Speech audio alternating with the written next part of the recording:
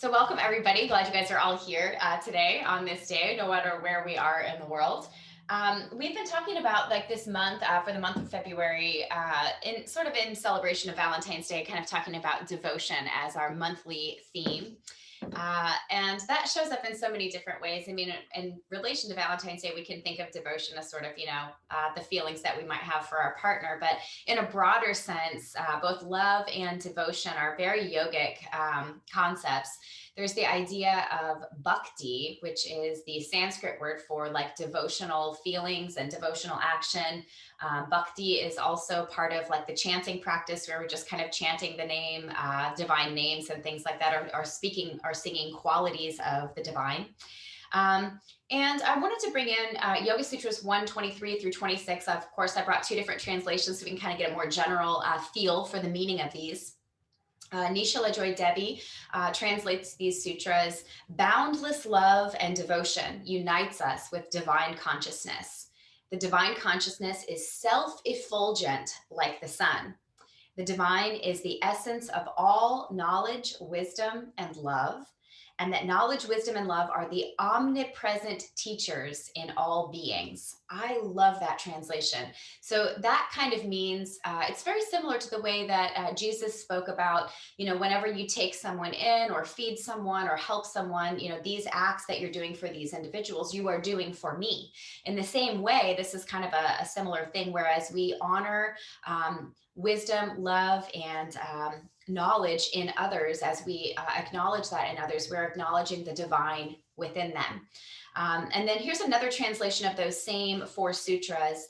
Realization may come if one is oriented toward the ideal of pure awareness, Ishvara, which is the Sanskrit word for the Lord. Ishvara is a distinct, incorruptible form of pure awareness, utterly independent of cause and effect, and lacking any store of latent impressions. And by this, we mean samskaras, sort of those cycles of action. Existing beyond time, Ishvara is also the ideal of the ancients. And so this kind of ties us to that idea that love itself, or the divine itself, is not limited by any time period. It is the same throughout all ages. And I love how this kind of talks about how it makes it shows that this awareness, or this love and wisdom and knowledge, is in all beings as well. That kind of relates to that omnipresence of the divine. So what I thought we would do is sort of prepare our minds, we would prepare our hearts, and sort of prepare our vision. So that's kind of more the third eye center. So we're going to be working a little bit with the crown, the third eye center, and the heart today as we settle into our poses for the day.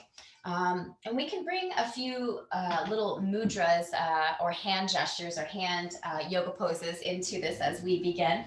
So let's find our intentional seat. This could be kneeling, this could be cross-legged, any intentional seat that just sort of allows you to find that sense of settling in and connecting. We've talked a lot lately about allowing the individual human body to kind of settle into the greater body of the earth. And in the same way, we're going to sort of invoke those same ideas at the crown of the head, at the third eye center, and also at the heart. So first, just acknowledging the breath.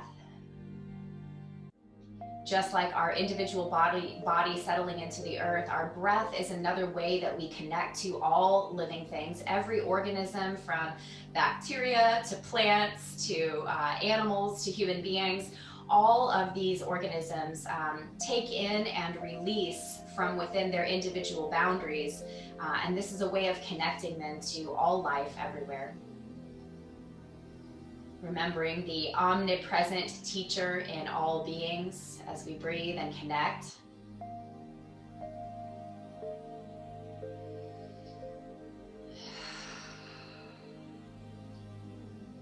We'll start to draw in the crown, the third eye, and the heart center here.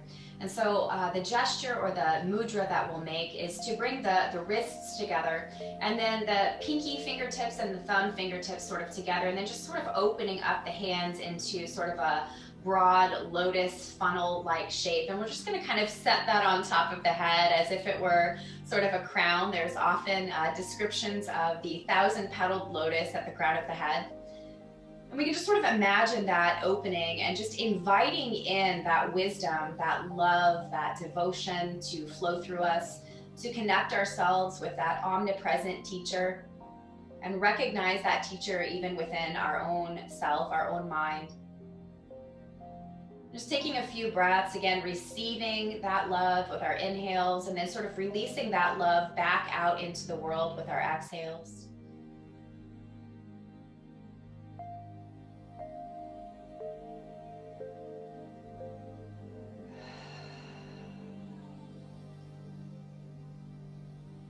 Then releasing the hands, we'll take our next gesture. So this one we've done before. It's called the Courageous Heart Mudra. And basically we're gonna bring the backs of the hands together. So not the palms, but the other side. We're gonna just sort of hook the pinky finger, the middle finger, and the first finger. And then that ring finger that's loose, we're gonna bring into contact with the thumb. So it's a little awkward and strange mudra. And then we're gonna bring that to our heart center. This mudra invokes that courageous heart that allows us to see beyond our own understanding, to love beyond all reason, to offer ourselves fully with nothing held back, to open ourselves up to that fuller experience of connection with all things, to offer our truest devotion through the courage to expand beyond our own boundaries. So just again, taking a few breaths here, receiving that connection and love and light with our inhales and sending that back out into the world bravely, unhindered with our exhales.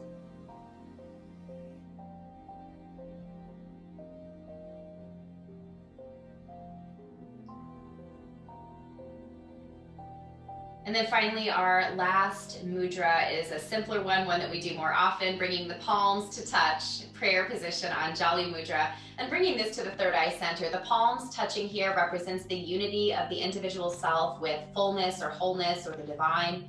And we're bringing that to the third eye to invoke the ability to see things from that God perspective or from that divine perspective. This allows us to see not self and other, but self and self, which can revolutionize the way we interact with ourselves and the world. So just inviting that vision in as you breathe in and acting on that vision or spreading that vision as we breathe out.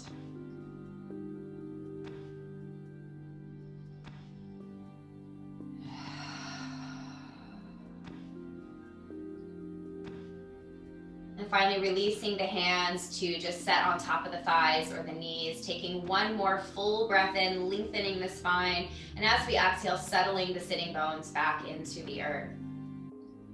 Now we've done these as what we call Sufi rolls before. We're kind of barrel rolling from a seated position. What I'd like us to focus on this time as we do this sort of familiar practice is to root both sitting bones down so that as our body is moving, we're not leaning off of one sitting bone or the other as we kind of make these circles with the heart, but staying really firmly rooted. So that might reduce the size of our circle a little bit, but it helps to keep us anchored in that wholeness of the individual self merged with the greater body. So we'll take a few of these rotations in one direction, maybe moving more slowly to keep that connection, almost magnetizing the sitting bones to the earth, then pausing and reversing our direction. So we've moved both clockwise and counterclockwise. Maintaining that root. If that means we move a little bit more slowly or a little less broadly, that's okay.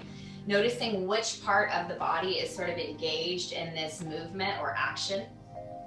And remembering that these cycles, these samskaras or cyclical patterns in our lives are not where the divine or our fullness is bound. Take a little pause again, sitting upright, breathing in to lengthen, exhaling to settle into the earth, that merging of individual to whole, self to self. And then we'll take a couple of just brief lateral movements here. So left hand coming down, right arm sweeping up and over, taking a few breaths here, breathing into the open side and kind of squeezing into the compressed side with our exhales. Receiving and then exerting. being nourished, and then using that nourishment for energy. On an inhale, returning to alignment, taking a full breath in and out. Then inhaling left arm up and exhaling over. Same thing, just kind of breathing into that open left side, squeezing and exerting on our exhales, that right shoulder closer to the right hip, maintaining that magnetism between the two sitting bones and the greater body of the earth.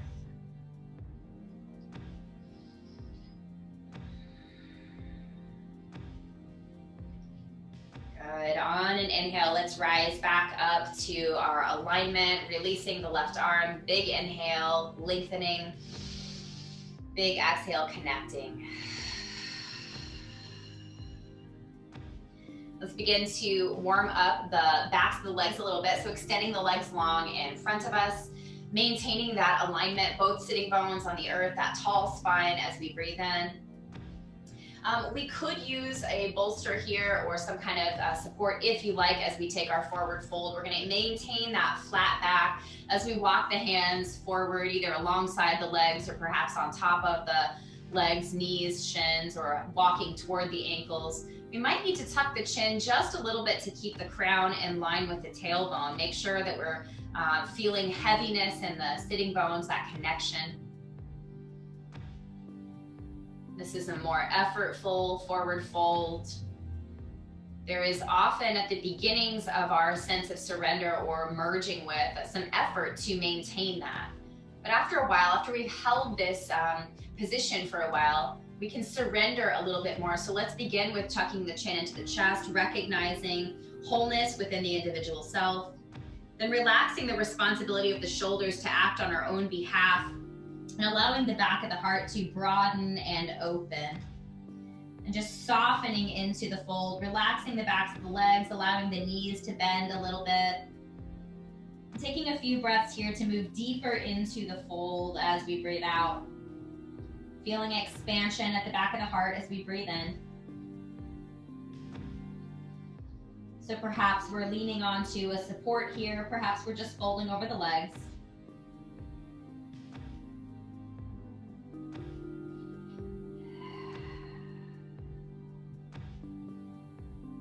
Take one more really full breath in and hold it, just feeling that expanded nature of the heart. As you exhale, release fully any burden of the individual self. With that lightness of being, rising back up into our upright seat. Let's bend at both knees. Widen the feet just a little bit wider than your hips. And we're gonna move into sort of a deer-like shape. So we're gonna let both knees drop over to the right. But before we twist here, we're gonna allow the left hand to kind of embrace or just rest upon the left shin. We might grasp for the ankle or the knee here and try to maintain an upright seat. Now that left hip is probably rising a little away from the mat, that's okay, but really settle into that right hip. And as we're here, just letting the right hand come down to the floor, maybe just leaning the head so that the right ear is coming toward the right shoulder. And by reaching that left hand towards the shin or the knee or the ankle on the left side, we kind of get that stronger sense of elongation from the bottom of the left ear all the way to the left wrist or fingertips even.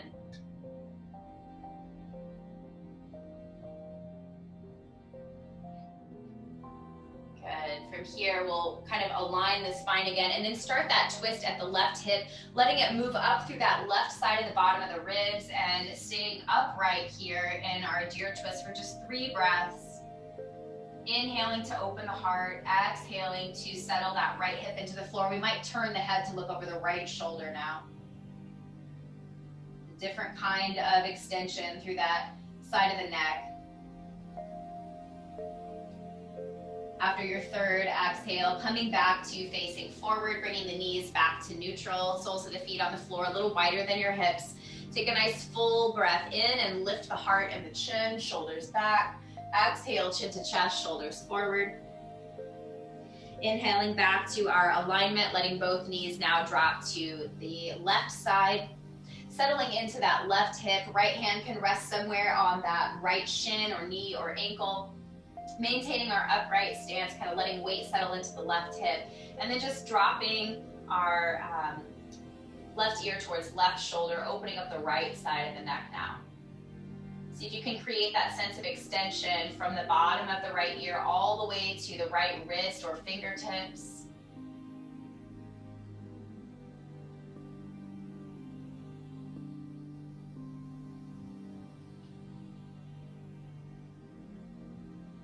On an inhale, aligning the spine again, and then using that right hand to help us initiate that right hip all the way to the middle of the right ribs, and then turning upright in our deer twist, maybe looking over that left shoulder, softening our hip down towards the floor with each exhale, and breathing into that open heart with each inhale.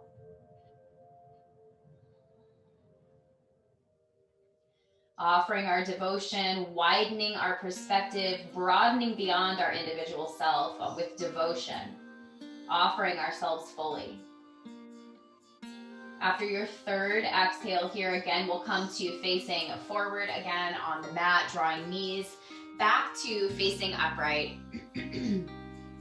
And from here, we're going to extend the legs long, so we can lean back into the hands to extend the legs long. Heels are now on the mat. And with the hands kind of pressed into the floor, on an inhale, we're just going to breathe in, take a nice full breath in. On an exhale, we're going to press into the palms and just lift the sacrum. Inhale to let the sacrum come back down. Exhale to rise, reverse plank. Inhale to settle the sitting bones. Exhale to rise. Maybe take 2 more.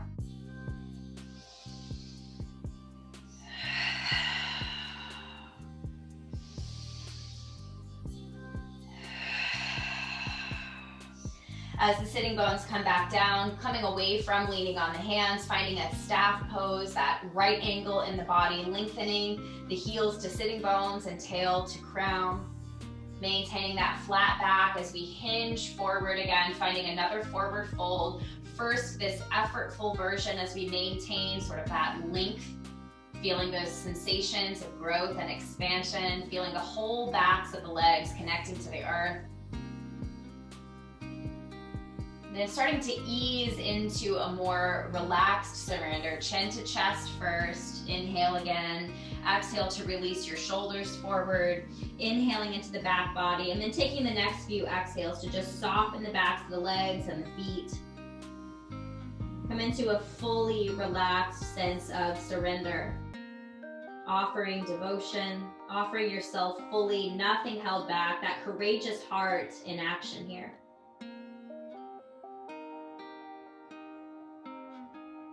Seeing with those divine eyes, that wholeness within ourselves.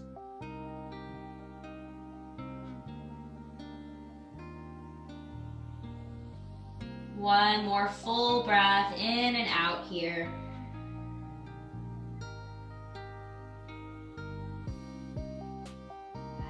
Then rising back to our neutral. We're going to swing the legs behind and come into a tabletop shape briefly here.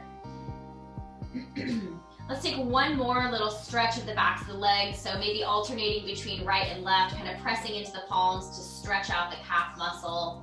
You can move as slowly or quickly. Maybe we just take one pass to each side or switch back and forth a few times, but take the next maybe 10 or 12 breaths to wake up that part of the legs. This will prepare us for our next pose, which will be downward facing dog. So when you feel like your legs are awakened, tucking both sets of toes and rising up through the hips and tailbone. Let's find some of those same poses that we've done, only we're a little upside down now. So if we can imagine that staff pose where we have that long flat back, the staff pose where we had the length from heels to sitting bones, and that right angle in the body to the best of our ability, and then softening the head, letting it be heavy.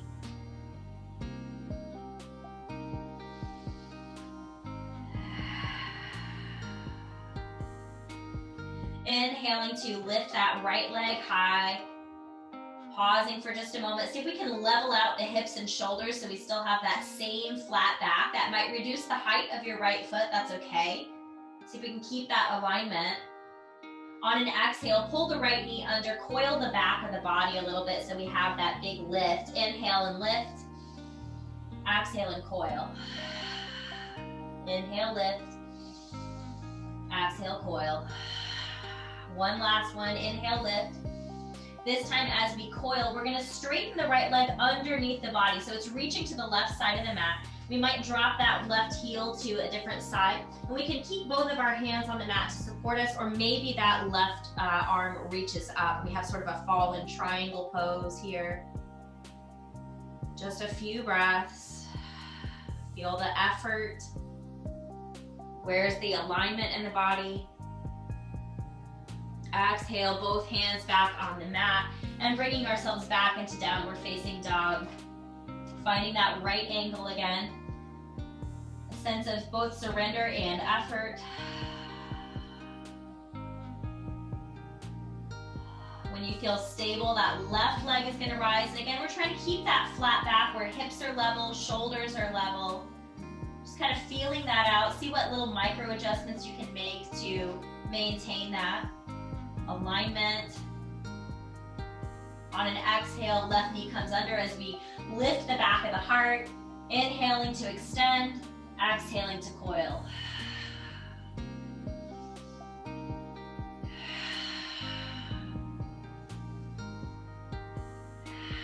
One more lift as we exhale, keeping that knee tucked under, and then extending that left leg to the right side of the mat, dropping the right heel in such a way to maybe rise with the right arm, or maybe both hands stay on the mat to support us, and we just kind of allow the hips to drop a little towards the earth. So sort of a fallen triangle side plank, challenging shape here.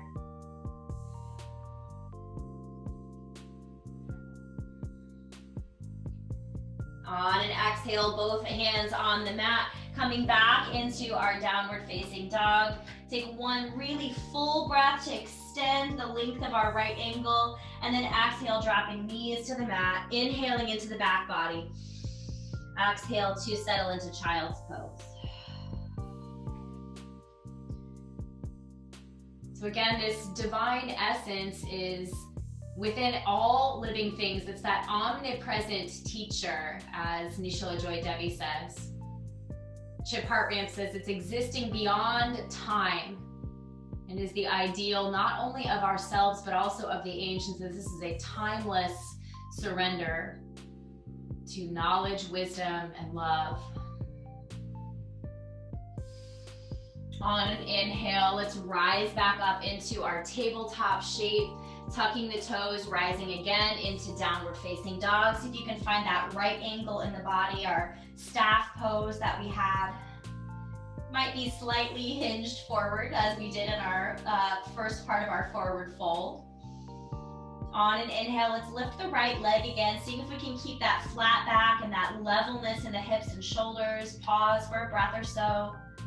And on an exhale, we're gonna bring the right foot between the hands, letting the left knee drop behind us, coming into that low lunge. On an inhale, lifting the heart, lifting the chin, raising up through the crown of the head, but settling low in the hips. Hands might be on the floor or on the thigh, or reaching up or bound behind the body. Some way to open our heart center here. So any of those options. And over the next few breaths as we hold this shape, see how low you can sink through the hips, that joining of the earthly body to the greater body of the earth, and that opening through the heart, bringing courage and bravery and openness. Opening up through the crown. Imagining and looking ahead into that unified world.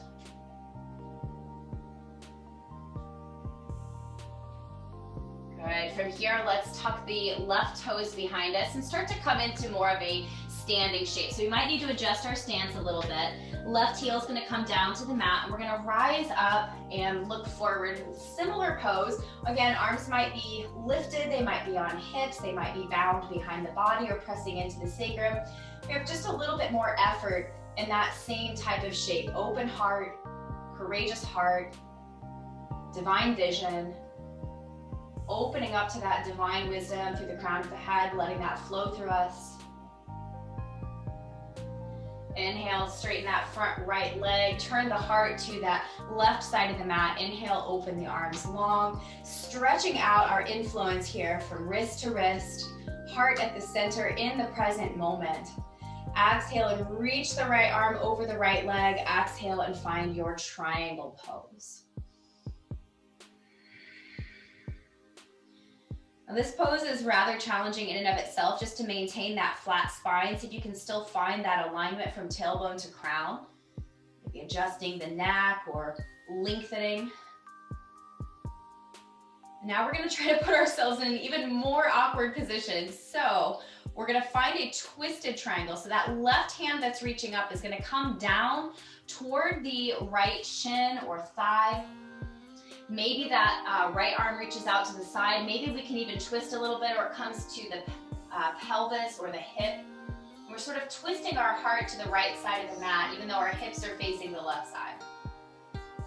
Maybe one more breath here. As we exhale, untwisting just a little to bring both hands down to the inside of that right foot, sinking down through the hips again, that joining of the individual self to the greater body into Skandasana. So as high or low as you need to be, hands might be supporting or reaching up and out, whatever feels good to you. 2 more breaths here. See how low you can sink your hips, whether they're high or low from the earth. The idea is that energetic draw of individual self to wholeness.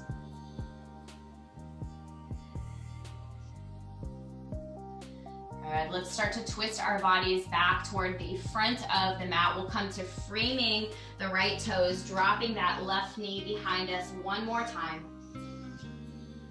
Inhale to lift your heart, whether you're pressing against the floor or the thigh or reaching up or binding behind your back. Open your heart, connect again to that joining through the hips, the courage in our hearts, the vision to see forward, and that openness to divine wisdom.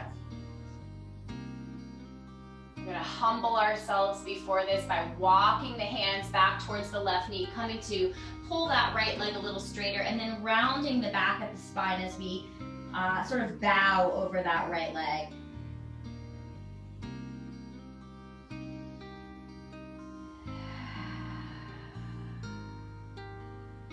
Coming back into our lunge by walking the hands forward, tucking the left toes, and then slowly transitioning back to downward facing dog. So we're bringing that right foot back towards the back of the mat, attempting to find sort of that right angle, same as our staff pose, just with the floor in a different place.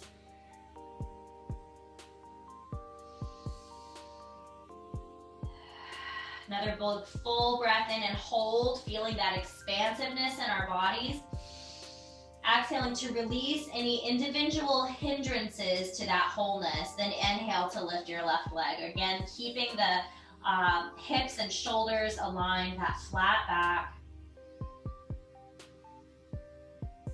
On an exhale, left foot steps forward now between the hands, right knee drops to the earth, and we find that devotion pose again, Anjanyasana. So hips are sinking, that merging.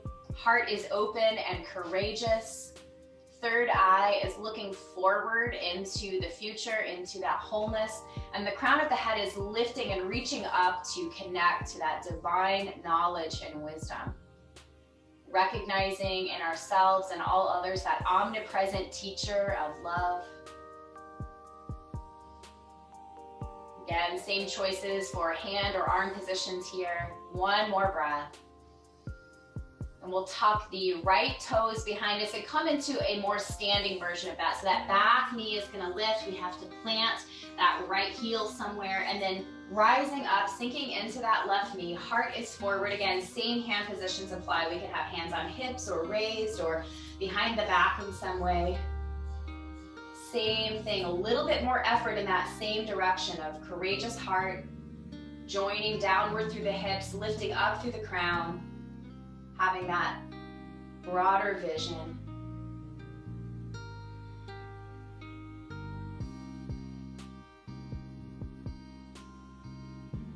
Then on an inhale, starting to straighten that front left leg again. Heart is twisting open to that right side of the mat, arms coming out into that broad T shape, feeling the heart in the center and stretching out the arms, creating as much expansive influence of that heart center outward as possible. leaning over the left leg as we reach the left arm forward and coming into our triangle pose. And again, the focus here is on lengthening and aligning the spine. So notice the placement of the hips and the shoulders. Maybe we can have that same staff pose, downward facing dog, flat back here. Notice the position of the head and the neck, that alignment of tailbone to crown, that extension. We're again gonna find that awkward twist here. So right hand is gonna come down towards the left thigh or shin. Heart is gonna start to swing open to the left side. Left hand could be out wide, it could be high, it could be at the sacrum or at the low back. Noticing how much more challenging it is to keep those slow, steady breaths here. Good, one more breath in. As you exhale, bending into the left knee, bringing both hands inside that left foot, finding Skandasana again here. So right leg is kind of stretched back behind us. And again, about energetically sinking the hips low, whether they're physically low or not, is less important than that draw downward, even as we lift and lengthen the flat back. Opening ourselves up. 2 more breaths here.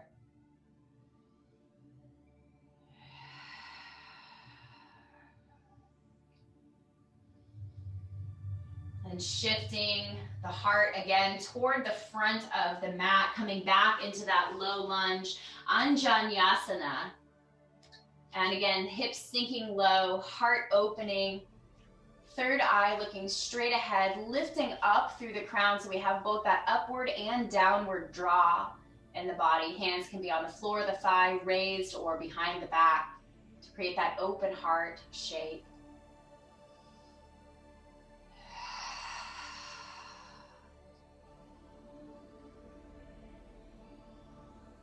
One more breath, fully in, big breath, holding. As we exhale, walking hands back toward that right knee, pulling the left leg a little straighter, rounding the back of the spine to bow over that left leg, humbling ourselves, seeing wholeness within, releasing with our exhales any burden or hindrance from the individual self. Feeling that expansion at the back of the heart.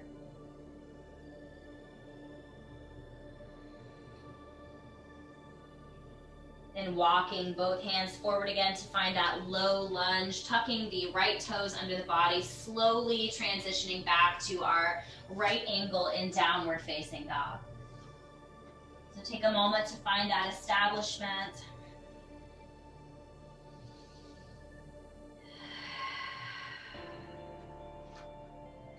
One more nice big full breath in here and hold. As you exhale, lower the torso to find parallel to the earth, a plank shape. Knees might drop here, they might stay lifted, that's up to you. Feeling that engagement in our core, that essence of our being. One more slow, patient breath in. Slow, patient breath out as we drop the pelvis and the knees down to the earth, lifting the heart as we inhale. Same thing, finding that open, courageous heart. The third eye center looking straight ahead and the crown reaching up. See if you can soften the gluteal muscles and just allow the pelvis to settle into the earth, that merging. Exhale and release the body down to the earth. Maybe the hands stack and the forehead rests. Perhaps we turn one cheek. Maybe finding a little bit wider distance between the feet. So we are finding this same front body opening in many different varieties of poses throughout the class, which is a reminder that we can open our hearts in a lot of different ways. We can find courageousness in our heart in several different ways. On this particular method, we're going to lift legs instead of the chest. So keeping the chest relaxed towards the floor. Then on an inhale, we're going to breathe into the low belly. On an exhale, we're going to lift the heels away from the floor. Pointing the toes to pull the toes away from the pelvis. Lengthening through the legs. Feeling that curve in the low back. Humbled as our hearts are towards the earth, humbled in our thoughts. On an exhale, release both legs, maybe shake out the pelvis and soften. Take 2 or 3 breaths here just to relax into the earth. For those with a heavier chest who might need a little bit more space here, you can also stack the wrists or the fists on top of one another to create a little bit more lift in the upper back to create space for breath. Another big breath into the low belly. Exhale, both heels lift, toes pull away from the hips, lengthening the legs, feeling that roundness in the low back.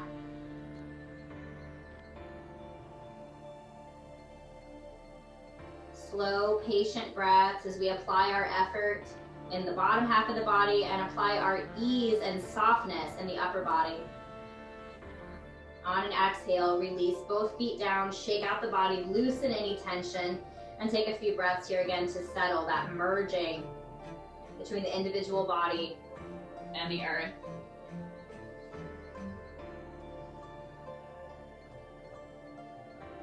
This time we're going to lift both the top and lower half of the body. So on an inhale, take a breath in. On an exhale, lift the heels, lift the chest. Hands might come to support us, or forearms might support us, or they could reach again upward towards the low back, or again bind behind the back. So lots of options on how to take that shape. Lengthen now from the toes to the crown.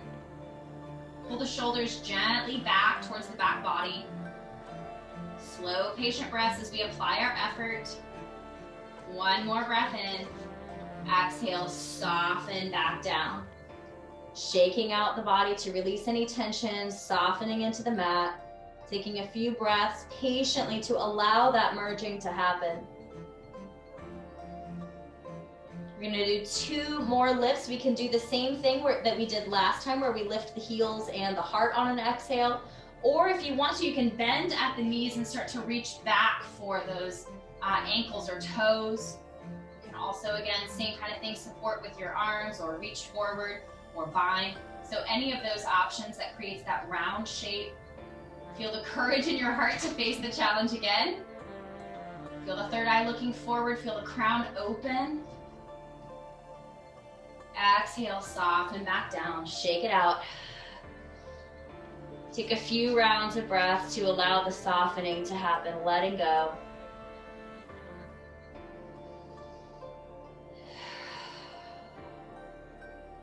We have our last round here. So any variety of this back bend. Take a big inhale, exhale, lifting the heart, lifting the heels. Maybe we find that little half bow shape. Maybe we're lengthening. But be courageous in the heart.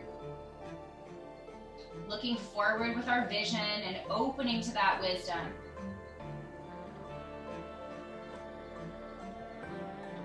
One or 2 more slow, patient breaths here, depending on your stamina. Then release your body down to the earth. Arms are going to come out wide to a T. Maybe turning one cheek down to the mat.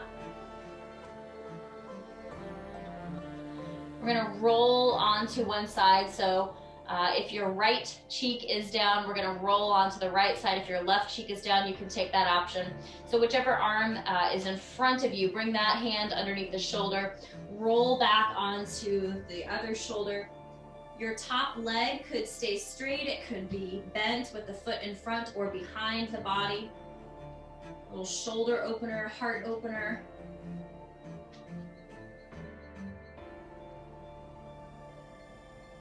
Two more breaths here. And that second exhale, bring your body back down to the feet wide, T shape in the arms. Other cheek coming down to the mat.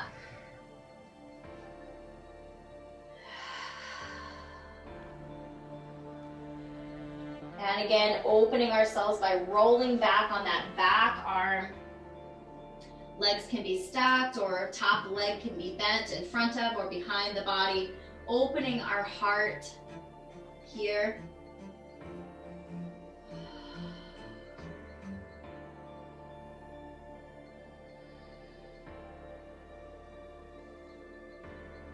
Two more breaths.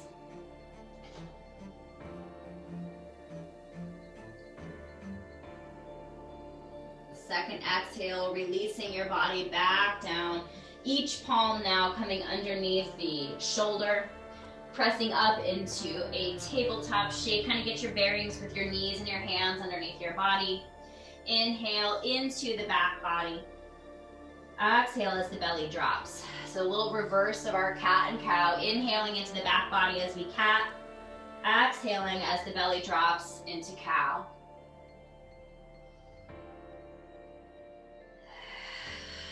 Next time you inhale into the back body, pause, and exhale into child's pose.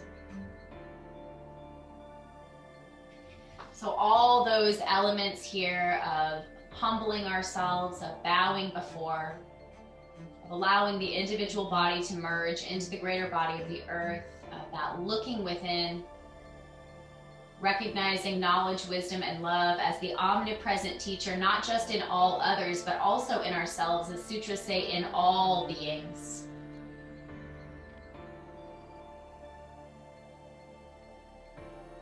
Two more breaths.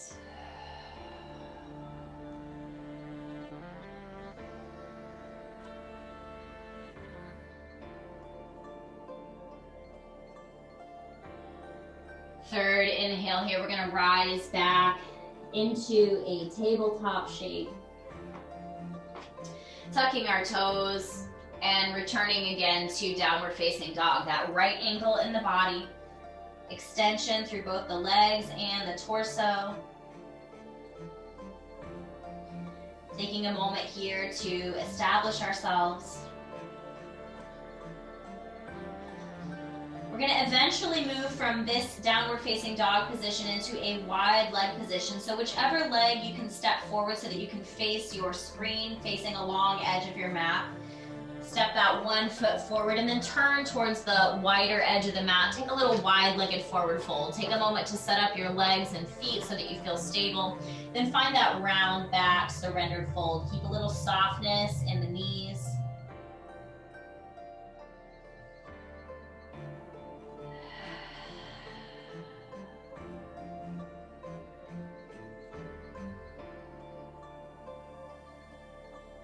Let the palms or the fingertips come underneath the face. Inhale to rise into a flat back.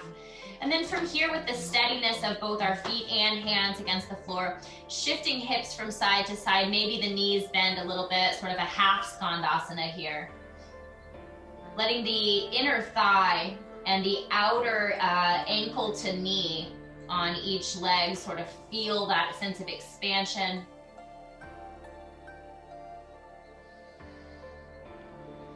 Coming back to center, hinge your way up to standing in that wide shape. Turn the heels gently in, the toes gently out.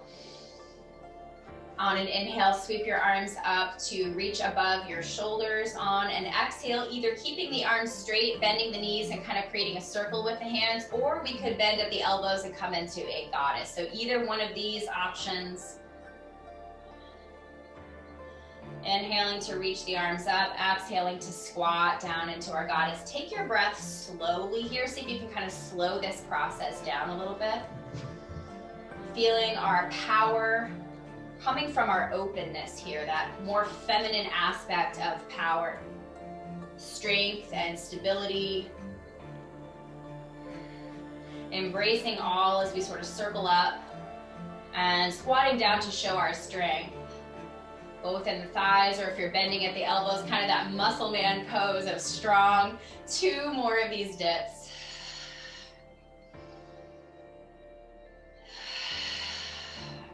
Coming back to straight legs, adjusting the feet as needed. Exhale and take that flat back fold again. Let your fingertips or your palms catch you on the floor in front of you. Softening through the knees. See if you can keep your flat back as you bend your knees a little deeper. You might need to walk the feet a little closer together to come into a low squat here.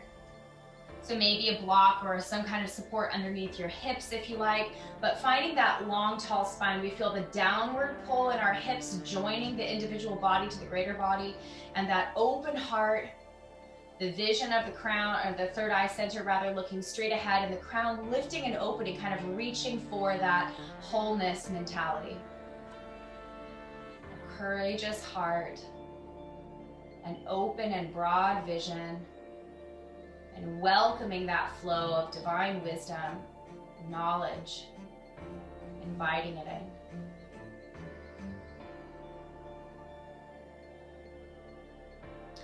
If you're comfortable staying in this squatted pose, we're going to take a few twists here. If you need to come out of this pose, you can allow your sitting bones to come to the floor and just bring the feet a little further in front of you.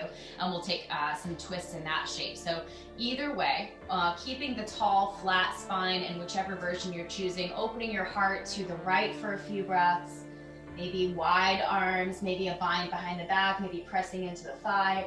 If your sitting bones are on the floor, you can take a deer twist here. See how flat and elongated you can keep your aligned spine in whichever version of this pose you've chosen. Take one more breath as an inhale. On your exhale, come back to center. Maybe make an adjustment or neutralize in some way. We'll take our twist to the left next, so either a deer twist or that yogi squat twist. Heart opening now to the left. Arms might be out wide. They might be bound behind the back, pressing into the thigh. If you're in a deer twist, you can stay high or low here. The main idea is to keep that elongation in the spine and that openness in the heart.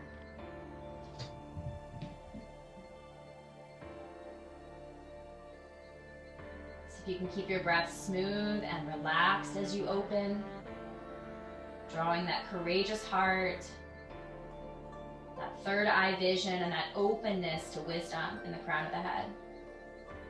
2 more breaths. On that second exhale, coming back to neutral. Everybody now can come to sitting bones if you're not already. And we'll go back to facing the short edge of the mat, so turning the body again here. Nice and slow. Let's take a few cat-cows here. So hands might rest on the knees as we lift and open the heart. Exhaling to find our cat shape in the spine. Just moving slowly with elongated breaths in and out of cat and cow.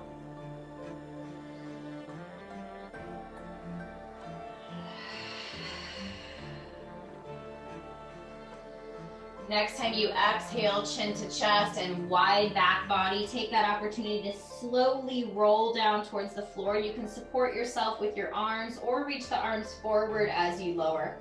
Either way, moving as slowly as you can, kind of encouraging some strength and engagement in the core. Once your back body is flat on the earth, making any adjustments to feel aligned and supported, sacrum, heart, crown. Relaxing the hands. Then letting the feet float away from the floor to just draw knees in towards the chest. Hands might wrap around. Maybe there's some side to side rocking. Maybe we just lift the flat part of the sacrum away from the earth as the tailbone points more upward towards the ceiling. Feel this compression, how it changes the breath. Maybe the knees come a little wider here. Perhaps we move into more of a happy baby shape.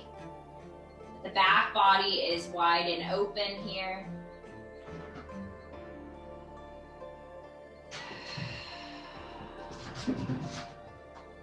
Then notice if there are any other motions that you need to take. Perhaps a brief twist to either side. We've done a lot of twisting today. Perhaps we need to take a brief bridge pose or some other posture like that. And eventually then, after you've explored what might still be needed by the body, after you've explored that, finding your way into your resting shape. So this could look like our traditional Shavasana as you make your way. It could look like elevating the legs and feet a little bit. You could also take a sort of a legs up the wall or something like that to help. You can also just keep the soles of the feet on the floor and let the knees fall together to broaden the back of the sacrum. So lots of options as you find your stillness.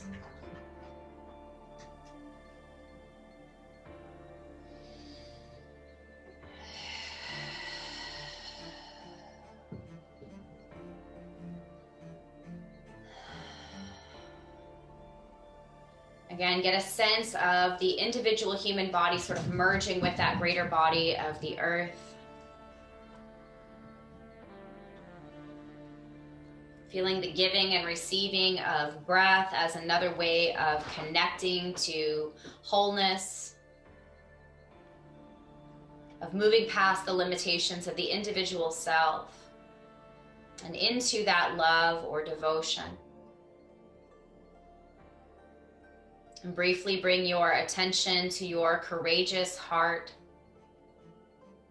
continuing to beat, committed, loyal, open. And allow your energy and attention to rise up into the third eye center, moving beyond our individual ideas of what could or should be, and connecting to that broader perspective that sees not from our individual self or from our ego, but from wholeness. And then just sort of let go of all engagement, let go of all effort now, and just allow the body to soften, allow the mind to be whole, heart to be open, an effortless vision.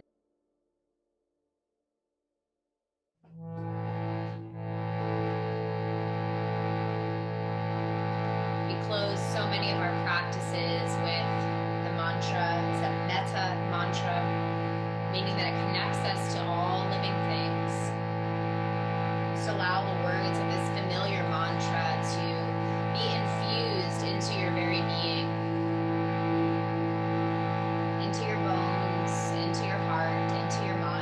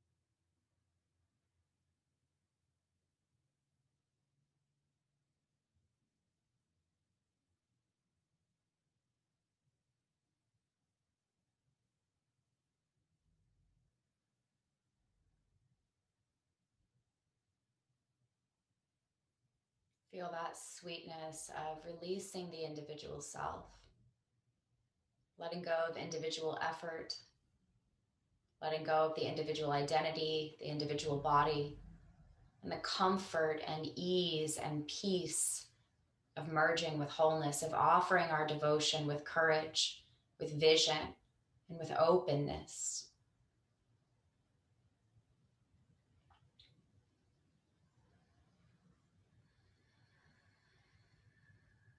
Feel that connection to all living things through the breath as we receive in and express out. That exchange of energy and life force between ourselves and all things, feeling very tangibly that connection.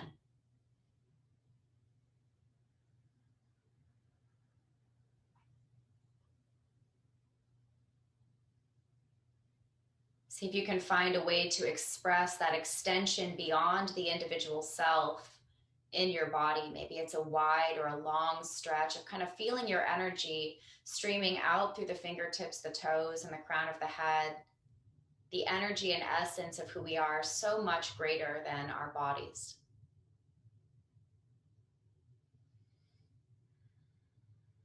After taking a few breaths in that expanded state of being,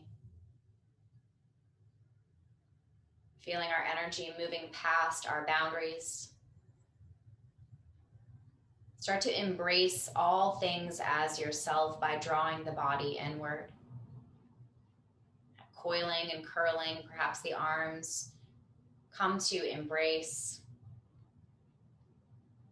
Recognizing that omnipresent teacher of love, knowledge, and wisdom in ourselves and all other beings, just being lovingly shared and exchanged, just like our breath.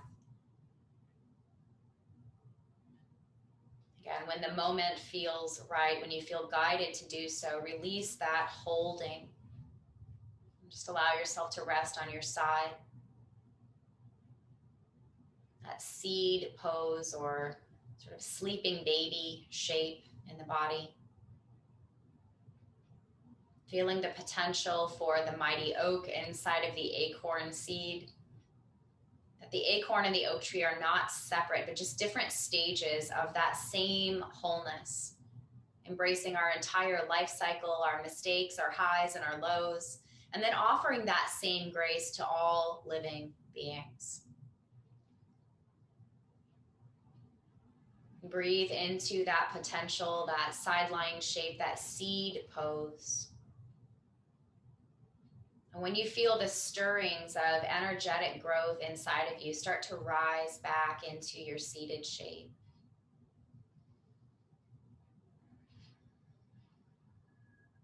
Let's take those same places. We can find those mudras or just simply bring awareness to the crown of the head. That 1,000-petaled lotus, opening, receiving,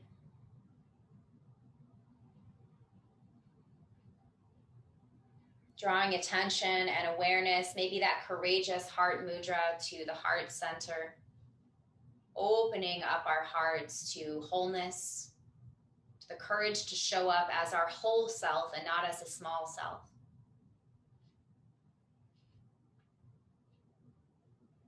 And finally, bringing palm to palm at the third eye center, drawing in that vision of wholeness, being able to see from that broader perspective.